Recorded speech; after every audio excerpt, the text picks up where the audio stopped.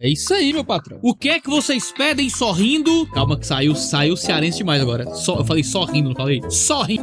Calma que o cearense quer sair e eu sempre dou uma segurada no cearense. Mas não é por nada não, é porque senão vocês não me entendem. Se eu começar a falar igual o cearense, vocês não entendem nada. Porque o cearense fala rápido demais e usa uma cadência também esquisita, bota aberto, vogais que geralmente são fechados, vocês não vão entender uma palavra. Se eu começar a falar igual o cearense, vocês não querem saber disso não. Então deixa eu voltar pra fazer tudo de zero. O que é que vocês me pedem sorrindo que eu não faço chorando? Esse é mais um Teólogos do Twitter, o programa onde eu reajo às maluquices religiosas e teológicas de toda a internet nacional e internacional às vezes também, que vocês não se contentam só com treta brasileira, tem que ser treta do mundo inteiro. Já começou quando o David Leonardo aqui, hein? Vamos lá. Meus irmãos católicos. Já começa dizendo, meus irmãos católicos, o que eu acho, assim, eu acho um problemão, tá? Mas tudo bem, tem gente que acha que católico é irmão. Os católicos, a maioria não acha isso de você, tá, David Leonardo? Mas se você acha isso dos católicos, tudo bem, não tem problema. Assim, tem problema, mas você tem o direito de acreditar nisso. Vamos lá. Eu sei que vocês amam Jesus, mas eu admiro o quanto vocês amam Maria. Eu admiro o quanto vocês amam. Que maravilhoso! Eu admiro o quanto vocês cometem idolatria, certo? Quando falam que ela é corredentora, co-intercessora, entendeu? Que chamar a mulher de corredentora é atribuir a Maria um ofício exclusivo de Cristo. E aí, meu patrãozinho, quando dizem tudo com Jesus, nada sem Maria, não é? O que é isso? Senão um ato absolutamente idolátrico. E aí você admira o quanto esse pessoal comete idolatria. Eu acho... David Leonardo, meu querido, só melhora com o passar do tempo, hein? Tem gente que envelhece igual vinho, tem gente que envelhece igual leite, né? O tempo vai passando, aí vai melhorando ou piorando, a depender, né? Eu acho que às vezes a idade vai chegando antes da sabedoria e é assim de todos nós. Deus tenha misericórdia de nossa vida. Ave Maria, Ave Maria. Cearense fala muito Ave Maria, com muita rejeição. A divindade é dele. Jesus é o único caminho, a verdade e a vida. Amém. E ninguém vai ao Pai se não for por Amém. ele. Mas seria imbecil da nossa parte tentar menosprezar a mãe do nosso Salvador. Não, mas aí entre menosprezar a mãe do Salvador e cometer idolatria, tem um caminho, hein? Entre o 8 e o 80 tem 72 números, hein, meu patrão? Você não tá necessariamente desprezando a não ter uma visão católica sobre Maria.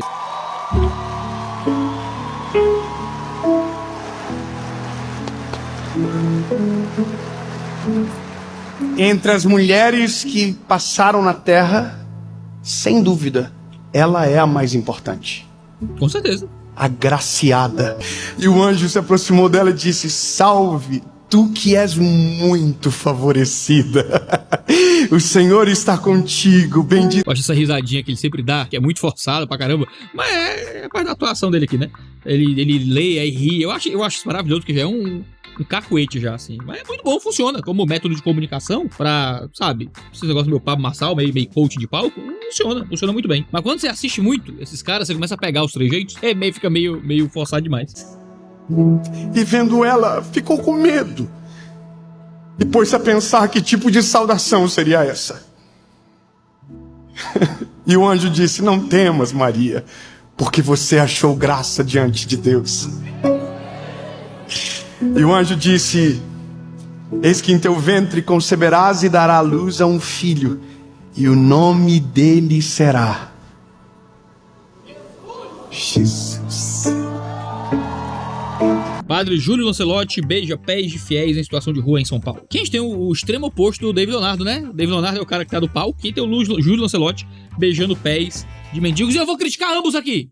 Porque Jesus te fala com muita clareza, né? Cuidado pra não fazer as suas obras de justiça diante dos homens. Tá lá. Você vai dar esmola pra quem precisa, não deixa que o esmoléu toque trombeta pra ninguém ouvir que foi você quem deu a esmola pra ele. Antigamente os mendigos tinham essa prática, né? Você dava uma esmola pra ele e tocava uma trombeta pra poder chamar a atenção. Olha que cara maravilhoso, e tentava usar esse interesse de ser visto como generoso como uma forma de motivar a generosidade. Jesus diz: não deixe que toquem trombeta pra que ninguém veja a sua generosidade. Você vai jejuar, que ninguém veja, vai orar, se tranca no quarto. Aí o Júlio Lancelotti vai beijar o pé do mendigo aonde? Na frente da paróquia inteira. As pessoas aplaudem ele lá, ganha aplausos no final, num vídeo que é filmado para as redes sociais. O que é que Jesus diz? Diz que você já ganhou seu galardão. Qual é a recompensa que Júlio Lancelotti vai receber disso? As honras públicas de ser uma pessoa que consegue fazer esse trabalho público, não é, diante de todo mundo, de beijar pé de mendigo. Diante de Deus, ele não tem nenhuma recompensa, ele escolhe fazer isso em público. Mandaram aqui: muitos cristãos deixariam de ser cristãos se o Cristo que eles dizem adorar aparecesse assim. E aqui tem um Jesus negro. E a pessoa comentou embaixo: evangélicos seriam os primeiros. É uma bobagem sem tamanho, tá? Jesus era um homem de pele escura. Jesus não era negro, no sentido que a gente aplica hoje de afro, né? Afrodescendente, africano e tal. Mas Jesus era um homem de pele escura, era um árabe. Tem um vídeo aqui já no canal sobre qual é a cor da pele de Jesus. Você pode clicar lá se quiser saber mais. E aí, se Jesus aparecesse assim, muitos cristãos deixariam de ser cristãos? Sei lá, muitos eu acho que não. Alguns possivelmente. Alguns deve ter gente que se diz crente e é racista. Mas ninguém, eu tenho certeza, que tenha o mínimo de vida com Deus, tá? Ninguém que tenha o mínimo de vida com Deus, ninguém que tenha o mínimo de relacionamento com a escritura vai ser racista, certo? Vou deixar aqui estabelecido que racismo é pecado. Racismo é pecado, não é só crime, racismo é pecado.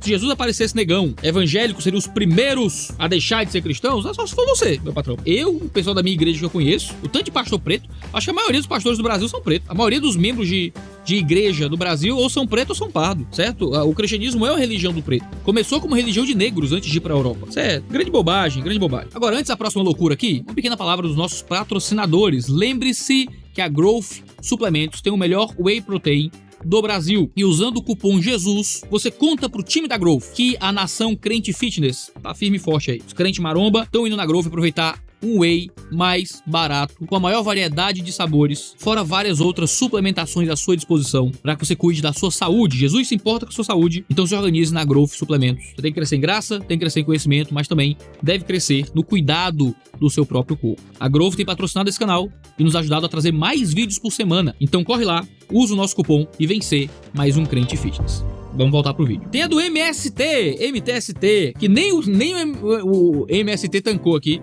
aguentou o negócio. Bandido bom é bandido morto. E aí tem Jesus numa cruz. O próprio MST depois tirou essa postagem, disse que não foi muito bem-vinda e tal, boa sexta-feira santa e tudo mais. E aí eu vi um monte de gente da direita, indignadíssimo. Processar, protocolar, tolerância religiosa, zombando da morte de Cristo. Calma aí, que isso aqui dá pra gente conversar, que dá pano pra manga, tá? O MST está zombando da morte de Cristo? Com esse bandido bom e bandido morto? Não, tá? Tá fazendo uso instrumental da morte de Cristo? Está. Mas está zombando? Não tá. Por quê? O MST, vamos lá, trabalho simples de interpretação de texto, tá? O MST, ela é a favor ou é contra a frase bandido bom e bandido morto? Bandido bom. Sabemos que é contra. O MST não está defendendo a frase bandido bom e bandido morto, quer criticar a frase bandido bom e bandido morto. E aí o que ele coloca? Coloca na mão do centurião, aquele que matou Jesus, aí foi responsável de colocar Jesus numa cruz, injustamente, dizendo bandido bom é bandido morto. Faz sentido colocar essa frase na mão daqueles que mataram Jesus? Faz, porque pra eles Jesus era um bandido e eles queriam que Jesus morresse. Tem uma equivalência aí que faz algum sentido. No caso aqui, a vítima é Jesus, o vilão é aquele que matou Jesus, o que faz sentido na nossa leitura do Novo Testamento. O que é que essa imagem quer dizer? De que Jesus foi morto inocente, certo? Foi um inocente morto injustamente, e que essa frase bandido bom é bandido morto pode matar injustamente pessoas que ainda não foram punidas corretamente, que não foram julgadas corretamente, que as pessoas julgam que são criminosas e então fazem justiça e tudo mais. Isso é coerente com o que aconteceu com Jesus? Não, porque Jesus se entregou voluntariamente, ele passou por um justo processo legal, digamos assim, e foi morto como filho de Deus. Não tem uma equivalência tão intensa. Mas é uma zombaria com Jesus? Não é. Mas é uma instrumentalização com Jesus. Pra mim, desonra Jesus instrumentalizá-lo politicamente. E aí eu acho que é uma desonra. Mas não me parece uma zombaria. Pelo contrário, ao invés de uma zombaria, eles querem usar Jesus pra defender o ponto deles. Não é? Estou tentando trazer Jesus pro lado deles aqui na história. Eu acho inapropriado? Absolutamente inapropriado. Você não pode usar Jesus pra defender simplesmente a perspectiva política. Mas é uma cristofobia, como eu vi em várias páginas de direita? Claro que não, tá? Muita gente diz, estão chamando Jesus de bandido. Não, estão usando o fato de Jesus ter sido morto como um bandido. Mas, de novo, é uma instrumentalização e eu sou contra instrumentalizações. Mas teve uma muito boa aqui, que aí eu adorei, que aí o Dom Odílio Scherrer, eu acho que é do Centro do Bosco, é do Cor de Bispo do Brasil, eu não sei. Postou outra versão dizendo, verdadeiramente este homem era o Filho de Deus. Aí sim. Aí, aqui que o católico mandou bem. Enquanto querem instrumentalizar Jesus para uma pauta política, o que foi que este homem que matou Jesus, não é, fez? Quando Jesus morre, ele reconhece. O próprio soldado romano reconhece, dizendo este verdadeiramente é o Filho de Deus. Está na Bíblia, isso é uma citação da Escritura. Ao invés de usar Jesus como uma pauta política, para defender uma pauta política, a gente tem que usar Jesus para aquilo que ele realmente é. Salvador, não é? Filho de Deus para nossa salvação. Aí a pessoa comentou aqui, Dom Odílio, respeite a história de Jesus Cristo. Soldado romano chamando o homem que eles pregaram na cruz de homem santo é deboche. Poste do MTST foi mais honesto. Tome vergonha. Mas é o versículo. O homem está citando o versículo. É exatamente o versículo. Tá na Bíblia. Exatamente desse jeito. Estão repreendendo o padre por citar a Bíblia exatamente como tá. Um deboche. O homem se converteu. Tá na história bíblica, povo. Isso aqui é o melhor suco de Twitter. O melhor suco de Twitter é ensinar o padre a rezar a missa. É dizer pro padre que tá citando a Bíblia que ele não pode dizer aquilo, porque aquilo ali é um deboche e que o MST tá melhor que a Bíblia, nesse sentido. Twitter, como eu amo Twitter. Viu, pastor? Sommelier de calcinha? Sommelier de calcinha? É essa mesmo. A roupa que veste a varoa de Deus, o vaso de Deus. É esta mesmo. Pastor, e tem a roupa da varoa de Deus? Tem aqui. Aqui.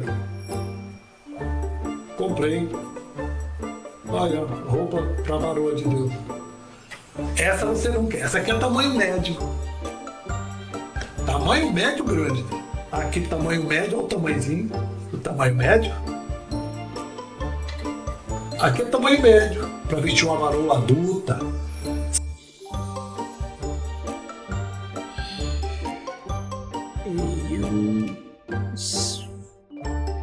Assim,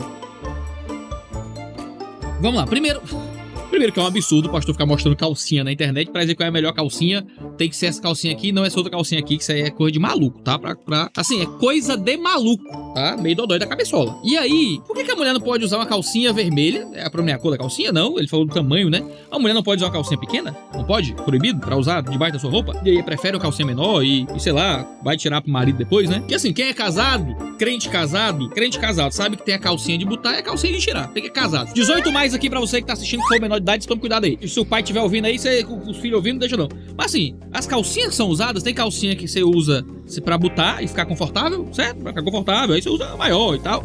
E tem a calcinha que você usa pra tirar depois, né? Com o seu marido. E aí você escolhe a calcinha que você vai usar. Mas não tem problema nenhum, tá com uma calcinha ou outra. Agora sim, pastor sommelier de calcinha, tá de parabéns. Tá, assim, inacreditável. Excelente. Usa a calcinha que tu quiser. Eu me livre. Dando aqui da feiticeira? Como é que é? Ex-feiticeira Joana Prado prega em igreja e critica a mulher impura. Caraca, feiticeira aí, aí, meu irmão, se você tem que voltar pros anos 90 aí, hein? Musa dos anos 90, ao lado de tiazinha, a ex-modelo largou a vida artística para se dedicar ao marido, Vitor Belfort, e a feiticeira casada com o Vitor Belfort. Eu tô perdido no mundo mesmo, hein? Eu não sabia disso não. Olha, rapaz, não sabia. Vou assistir. Se você aceitou, se você tem Jesus Cristo como seu mestre e seu salvador, aqueles que não aceitaram Jesus como salvador, como seu mestre, não são filhos de Deus. Segundo, Gálatas 3:26. Todos vocês são filhos de Deus mediante a fé em Cristo Jesus. Amém. Somos filhos de Deus quando a nossa fé está baseada em Cristo. Certo. Eu acho linda a passagem da mulher do fluxo de sangue, porque ela era tida como impura. Ela não podia nem estar no meio da sociedade. E a fé dela era tão grande, mas tão grande, que ela foi no meio da multidão. Ela sabia que se ela só encostasse nas vestes de Jesus, ela ia ser curada. E quando ela encosta nas vestes de Jesus, além dela ser curada, ela se torna filha. Ela se torna filha. Ele olha para ela e fala: minha filha. Gente, ela não era ninguém. Ela era a mulher do fluxo de sangue, impura. A fé dela fez com que ela se tornasse filha do Altíssimo. Amém. Glória a Deus. Mas onde é que ela critica a mulher impura, ô Metrópolis? Onde é que esta mulher está criticando a mulher impura? Está citando a mulher impura, que ela era cerimonialmente impura porque tinha um sangramento, e mulheres em menstruação eram consideradas impuras. Ela tinha um sangramento que não parava, então ela era impura o tempo inteiro, não podia tocar em ninguém, não podia viver em sociedade. E Jesus cura essa mulher. E ela tá dizendo que essa mulher é curada e só na filha de Deus. Onde é que tá a crítica aqui, meu Deus do céu? O negócio fora de contexto, viu? Égua, crente tão osso. Me mandaram aqui do demônio do piercing. Vamos ver. Olha, vocês estão de parabéns hoje, viu? Hoje, ó, você, público do Dois Teologia, você está de parabéns com o nível de maluquice que chega até a timeline de vocês, viu? Gente. Ó, se eu pôr a mão nos pinces, ó, os pinces é portal. Em nome de Jesus, todos os demônios de pince, ela vai sentir desejo, vontade de tirar esses pinces. Todos os demônios do inferno, sai! Sim! Em nome de Jesus. Os demônios reagindo, eu não estou fazendo nada. Em nome de Jesus, sim! Diga a glória a Deus. Por que ele tem que gritar desse jeito? Sai! Por quê? Sai! O do diabo só sai se ele nasalizar o grito de sai. Saia pra fora. Por que ele nasaliza? Sai! E tem que ter um grito desse porque sai! O demônio não sai só se ele orar, não? Orar, Deus, tira o diabo da pessoa. Agora o demônio do piercing, porque o piercing é um portal e ela vai querer tirar os piercings. Que engraçado, no período do Antigo Testamento, você ter adornos no nariz, piercing no nariz, era uma coisa considerada bonita, entendeu? Fazia parte do modo como mulheres se vestiam no Antigo Testamento. E agora virou coisa do diabo? Por que virou coisa do diabo? Porque você não gosta? Porque acha que piercing é do diabo? E brinco pode? Brinco é o piercing. Um brinco é um piercing. É um portal também. O pessoal inventa as paradas e depois que inventa, né, quer que a gente acredite que realmente vem de Deus por causa de algum tipo de manifestação que acontece. O cara faz esse showzinho de sai, né, e acha que isso é expulsar o demônio de verdade. Mandaram uma boa aqui. Na salinha das crianças, Cristo morreu por todos. A criancinha, tia, a senhora não pode dizer que Cristo morreu por todos, porque nem todos são salvos. Uma nova categoria se formou, o Westminstinho. Isso na Assembleia de Deus, viu? Cara, crianças são mais inteligentes do que a gente imagina. A salinha de crianças é um ótimo lugar para as pessoas poderem desenvolver teologia adequada à linguagem infantil. Isso é muito bom. Agora, na salinha de crianças da Assembleia de Deus, me pega. Aí você descobre que os pais são calvinistas escondidos na Assembleia de Deus, hein? Ensinando aí calvinismo pras crianças. Olha só. Mandaram aqui do Não Sou Cristão. Segundo eles, Jesus ficou no deserto totalmente sozinho com Satanás. Mas alguém que não esteve lá escreveu a conversa inteira. Sim, alguém que não esteve lá escreveu a conversa inteira, porque Jesus que esteve lá narrou a conversa inteira. Foi a partir do testemunho de Jesus, da narrativa de Jesus, acerca de sua própria experiência isolada no deserto, que aqueles que escreveram a narrativa puderam escrevê-la. Jesus estava lá, Jesus estando lá, viveu com seus discípulos e contou para os seus discípulos que escreveram aquilo que Jesus narrou. O Não Sou Cristão não conseguia imaginar que Jesus teria narrado aos seus discípulos a experiência com Satanás no deserto é um pouco juvenil. Tem pastores que não estão mais ministrando com a Bíblia, é agora com o celular. Nós precisamos ministrar com a Bíblia. O que resolve na vida da gente é a palavra aplicada. Ela é viva, ela é eficaz, ela é... Não, mas no celular é uma coisa, a Bíblia é outra. Não venha com conversa pra mim. Tem crente que não usa mais nem um caderno de hino, aí se perde, emenda com línguas estranhas e o povo sabe que ele está enrolando. Cadê o caderno, rapaz? Eu acho que é bom levar a Bíblia pra igreja, pra você manuseá-la, aprender a manuseá-la, se você não sabe manusear a Bíblia. É legal a parte estética de subir no púlpito com a Bíblia. A gente tem tempos de leitura bíblica na igreja, que a gente sobe, fica todo mundo em pé, lê a Bíblia, a gente projeta no telão, mas a pessoa que vai ler, a gente pede geralmente pra ela levar a Bíblia aberta. Pelo aspecto visual, né? Isso ensina alguma coisa também. Esse livro aqui é um livro importante pra gente. Você levar um celular, tem tudo ali dentro, aplicativos e tal, te conecta com outra coisa, além do que o livro sozinho te conecta. Agora, daí, acreditar que você não pode levar a Bíblia no celular, que você não pode pregar usando um esboço que tá num tablet ou no celular, é só legalismo mesmo, tá? Só ser anti-tecnologia mesmo. Me mandaram aqui do Pablo Marçal, grande. Você é cristão de que igreja? Da Igreja Gloriosa de Jesus, que vai voltar. Eu não sou religioso. Mas você é o quê? Batista? Não, eu não sou religioso. Não, você não tem igreja. Você vai fazer sua própria igreja? Não vou, cara. A minha casa é uma igreja. Todos os meus negócios, as pessoas, elas acessam o Senhor. Toda segunda-feira tem um culto chamado Primícias lá na empresa. Eu sou dedicado às causas eternas de verdade. E um monte de gente fala, ele mistura Deus. Maluco, é meu rolê, não gosta, vaza. É isso. Pablo Marçal não congrega em igreja nenhuma. Claro! Você acredita que algum pastor aguenta Pablo Marçal? Primeiro que esse homem não vai baixar a cabeça pra ninguém. Tu acha que ele tem autoridade espiritual sobre a vida do Pablo Marçal? Alguém que pode dizer, Pablo Marçal, não faça isso, não siga esse caminho, aqui a escritura proíbe. E ele vai mandar a pessoa cagar. Tu acha que ele vai obedecer? Seguir o conselho de alguém? É o Pablo Marçal, pô. Ele ensina o piloto a pilotar. O Pablo Marçal vai ouvir alguém ensinar a palavra de Deus pra ele? Impossível. Agora que Pablo Marçal não frequenta igreja, não é novidade pra ninguém. Doideira mesmo. Olha, não tem nada que se escape, hein? Tem nada que se escape hoje. Por que a igreja adventista não batiza criança? Por quê? Porque a criança não sabe nadar. A adventista não batiza criança porque criança não sabe nadar. Perfeito, excelente, excelente. Mandaram aqui do Kivites, que não é exatamente do Kivitz, né? O Kivitz mais o pessoal. A Bíblia fala hoje porque é a palavra de Deus, a Bíblia fala hoje porque é a palavra viva.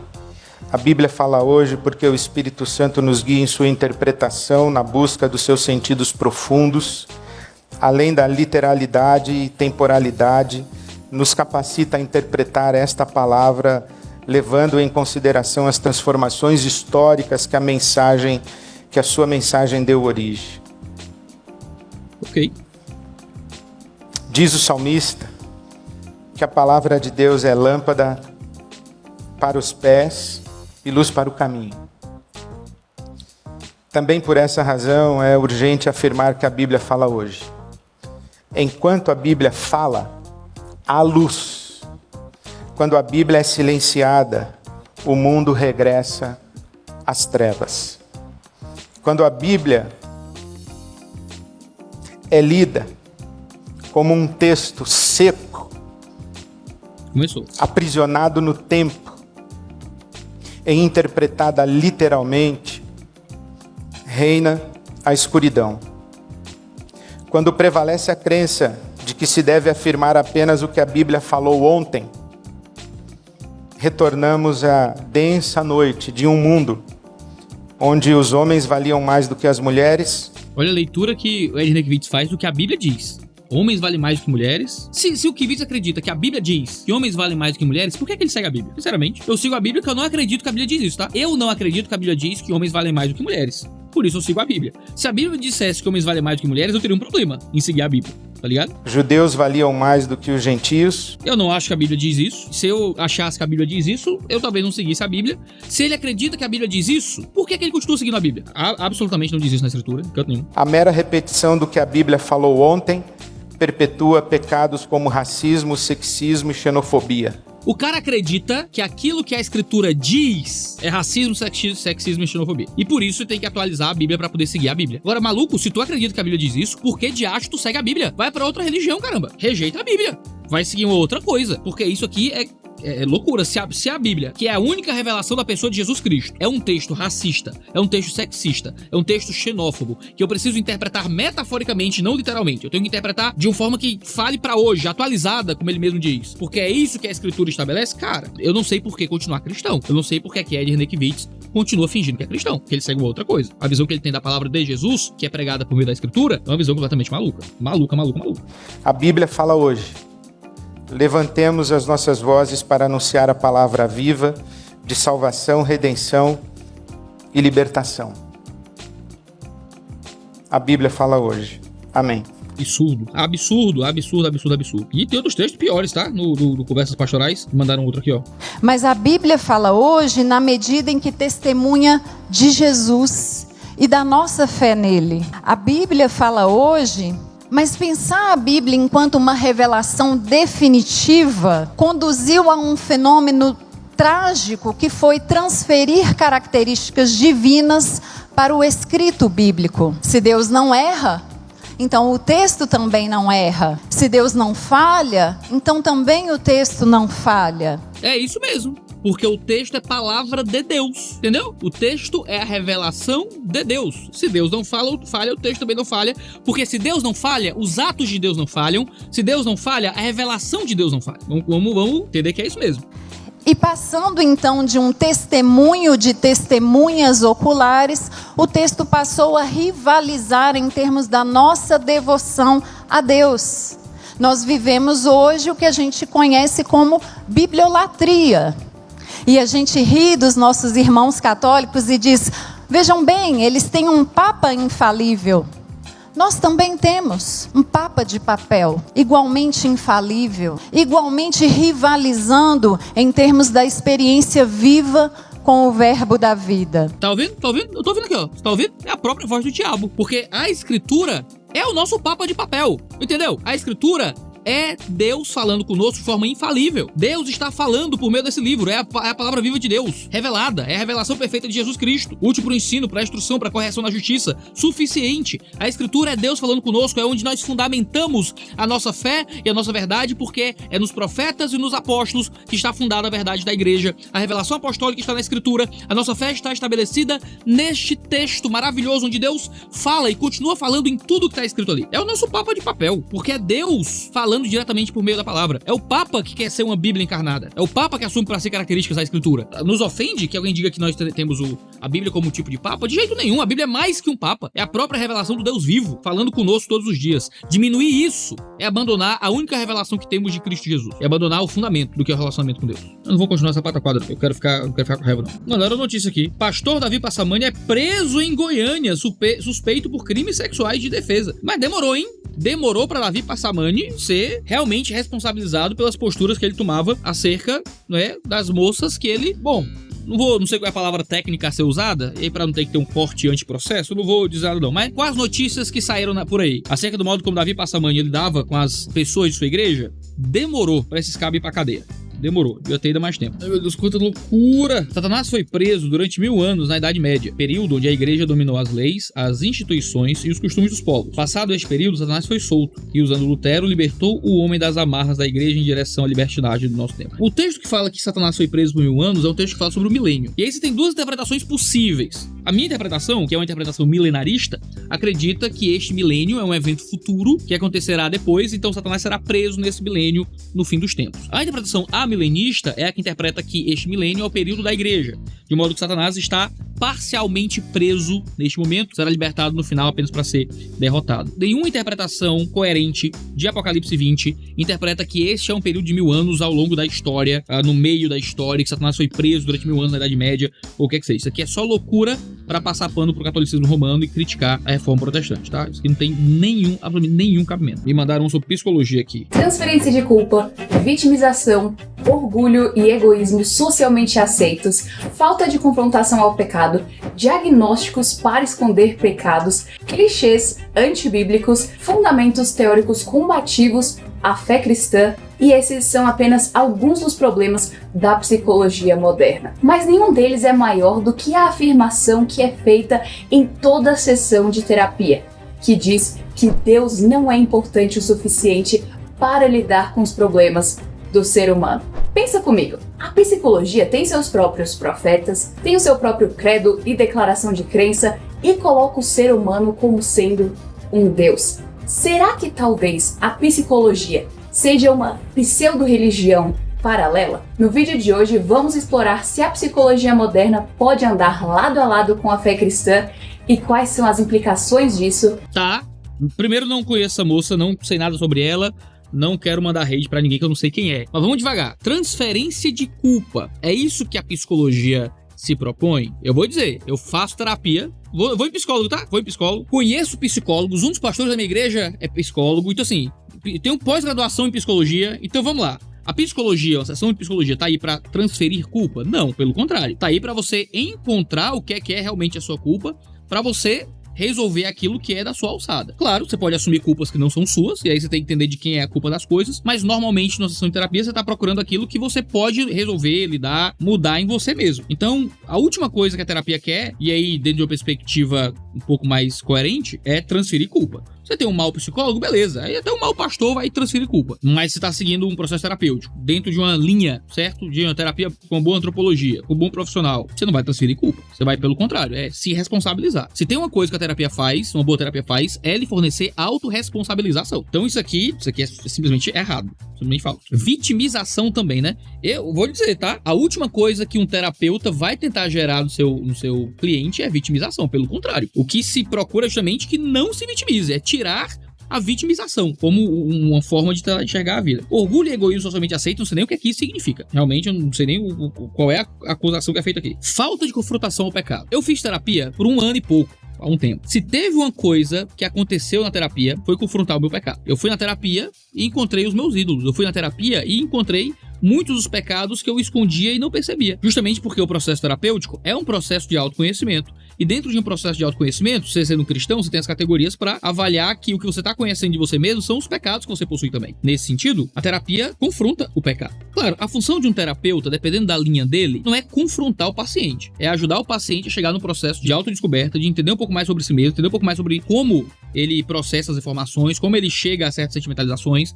Dependendo da linha, sim, existe um processo mais diretivo, Mas um terapeuta não é um pastor. A função de confrontar o pecado é minha. Eu sou o pastor, eu confronto o pecado das pessoas. A função de um terapeuta é ajudar em outra coisa. É ajudar a encontrar bem-estar, é ajudar a encontrar compreensão sobre os próprios processos intelectivos, é ajudar a compreender as próprias crenças que às vezes não estão muito bem estabelecidas. A função do terapeuta não é confrontar o pecado, mas o terapeuta muitas vezes ajuda a entender melhor os pecados do seu coração. E aí, diagnósticos para esconder pecados. Isso é sempre um risco possível, porque dentro da cultura moderna você não tem o conceito de pecado. Então muitas vezes você vai ter diagnósticos realmente usados para esconder pecados. Isso certamente estamos sujeitos quando você está diante de um psicólogo que não é cristão ou diante de um mau psicólogo. E aí certamente você vai ter essa possibilidade. Clichês antibíblicos, aí também não sei quais são esses clichês. Agora, fundamentos teóricos combativos da fé cristã. Sim, você vai ter isso em várias correntes. Se você pensar na Deep Psychology, você vai ter algo combativo à fé cristã. Então, Freud, Lacan, Jung, essa galera toda é absolutamente anticristã. Eu não acredito que um cristão pode ser genuinamente, coerentemente cristão em sua antropologia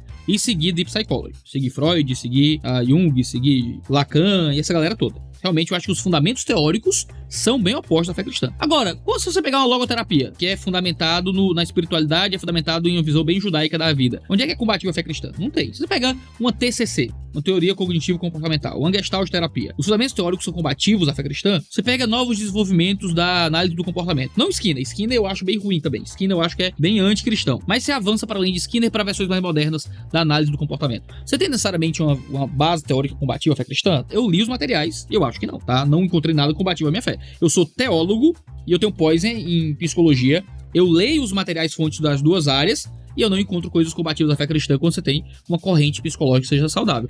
Ao contrário, tem algumas correntes que são até muito positivas da nossa visão cristã de mundo, como no caso da logoterapia. Então assim, não dá pra concordar com isso aqui. E aí, isso me irrita. Da psicologia moderna. Qual? Porque é igual falar da economia moderna. A galera entendeu? A galera não consegue entender que quando você fala psicologia, você tá falando economia, linguística. Como eu digo, o problema da economia moderna. Tá bom, mas qual economia? É da escola de Chicago? É da escola austríaca? É keynesiano? É neo-keynesiano? É liberal? É marxista? Qual é a escola? É desenvolvimentista? Qual é a economia? Eu sou contra a economia. Faz sentido pra você? Eu sou contra a linguística. Qual linguística? É de Gadamer? É estruturalista? É postulalista? É Derrida? Qual a perspectiva? Eu sou contra a psicologia. É a mesma coisa. Porque dentro da psicologia você tem teóricos diferentes com ideias que se confrontam. A logoterapia do Viktor Frankl veio em crítica constante a Freud. Você pega um freudiano, você pega alguém da TCC, eles não concordam em nada, Então você fala a psicologia, você não tá falando nada. É tipo falar a teologia. Eu sou contra a teologia moderna. Qual? A reformada? A calvinista? A arminiana? A luterana? Wesleyana? Qual teórico? Qual teólogo? Como as pessoas não têm leitura de psicologia e só querem criticar a psicologia porque leram 2 ou 3 livrinhos e dizem que a Bíblia é suficiente, não precisa de psicologia, sem nunca terem lido de verdade autores da psicologia, nunca terem feito um pós, uma graduação, quer que seja, simplesmente repetem materiais aí que leram do John MacArthur, o pessoal simplesmente fica dizendo que é contra a psicologia sem entender bulhufas do que é psicologia. E aí a gente tem esse tipo de material se popularizando na internet brasileira, infelizmente. Uma pena. Dar um memezinho aqui. Igreja cristã, ótimo. Família cristã, ótimo. Escola cristã, ótimo. Estado cristão, tá louco? Interessante. Essa é realmente uma pegadinha interessante. Mas tem uma coisa diferente aqui. A escritura estabelece como deve ser uma família, uma igreja? Estabelece. Estabelece como deve ser uma família? Estabelece. A Bíblia estabelece como deve ser uma escola? Não estabelece. Mas uma escola cristã é um instituto dentro da sociedade geral, que você coloca seu filho lá se quiser ou não. O Estado é outra coisa. O Novo Testamento não diz como deve ser um Estado. O conceito de Estado cristão, na verdade, está em oposição ao modo como nós interpretamos a igreja dentro dos estados e da sociedade, porque nós existimos como uma polis alternativa, e o Estado é um instituto que agremia cristãos e não cristãos. Eu faço uma escola cristã, eu tenho liberdade de colocar o nome do meu filho lá. O Estado, eu não tenho liberdade de participar ou não da existência dele. Então, quando a gente fala de um Estado cristão, a gente está falando de uma coisa completamente diferente do que quando a gente fala de uma igreja, de uma família, de uma escola. Não dá pra criar correlação entre as coisas. Se você acha que são coisas correlatas, é porque você não tá pensando direito sobre a diferença entre cada um desses elementos. Este é o Teólogos do Twitter de hoje. Tinha mais um monte de coisa aqui, mas esse vídeo vai ficar infinito. Se eu não encerrar em algum momento, eu vou deixar só essas aqui de agora. Nós temos vídeos toda segunda, quarta e sexta-feira aqui no 2D de Teologia, sempre 10 horas da manhã. A gente tem vários tipos de materiais de exegese profunda a coisas mais populares, então se organize para participar desta maravilhosa comunidade clicando em inscrever-se. Um cheiro no seu cangote e até a próxima.